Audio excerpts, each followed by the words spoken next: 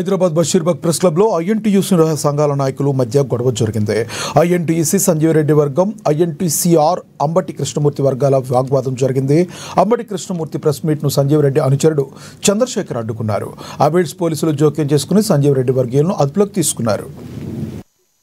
ఈరోజు ఏదైతే మేము ప్రెస్ కాన్ఫరెన్స్ పెడదామని బషీర్బాగ్ ప్రెస్ క్లబ్కి వచ్చామో, కొంతమంది రౌడీ మూకలు ఐఎన్టీసీ జిందాబాద్, సంజీవ్ రెడ్డి జిందాబాద్ అనుకుంటా మా మీద దాడి చేయడానికి ప్రయత్నించిండ్రు.